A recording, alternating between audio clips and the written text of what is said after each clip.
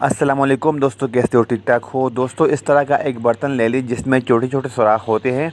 और ये बाजरा मैंने ली है बाज़ार से। साफ़ सुथरा बाजरा है, मगर इसको गीला करना है। गीला इस वजह से करना है कि इसमें बाकी चीज़ें शामिल करनी है।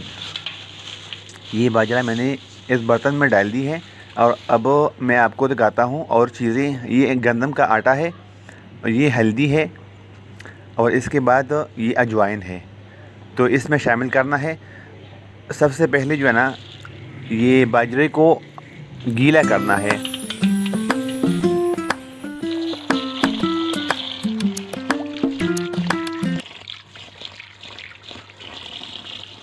बाजरा मुकम्मल तौर पर गीला हो चुका है और इन सुराखों के ज़रिए पानी बाहर जा चुकी है।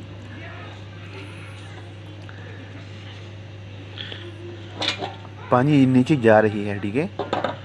अब इसके बाद आपको शामिल करना है अजवाइन।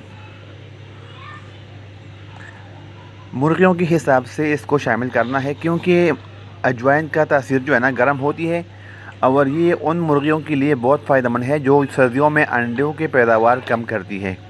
तो अजवाइन जो है ना उनके लिए बहुत फ़ायदेमंद है। ये हल्दी है, थोड़ा सा शामिल करता हूँ।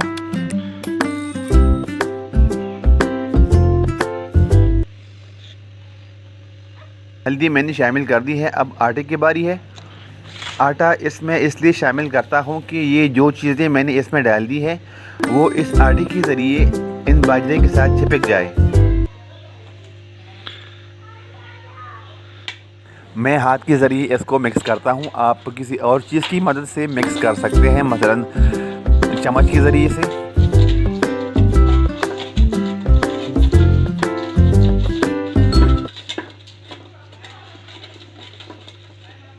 अच्छा, ये अब मैं इसमें थोड़ा सा आटा और शामिल करता हूँ, क्योंकि इसमें आटा मुझे कम लगता है। जो मुर्गियाँ अंडे नहीं देती सर्दियों में, उसके लिए बहुत फ़ायदेमंद खुराक है। अब इसको धूप देना है। एक भाई ने पूछा था कि धूप क्यों देना है, तो धूप इसलिए देना है कि ये सब चीज़ें एक दूसरे के साथ चिपक जाए।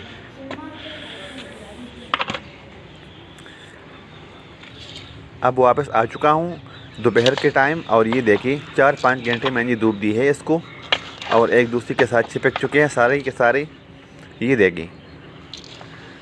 अब इसको एक बर्तन में सेव करना है, मगर सबसे पहले ऊपर के कमरे में मैंने 2 चूज़े को बंद किए हैं। ये देखिए 5-5 महीने की 2 बच्चे हैं, कितने शौक से गाते हैं। अच्छा, इस बर्तन में मैं इसको सेव करता हूँ। मैंने सेव कर लिया। आप लोगों के टाइम ज़ाया किए बगैर ये एक पंजरे में मेरे पास सफ़ेद चूज़े हैं।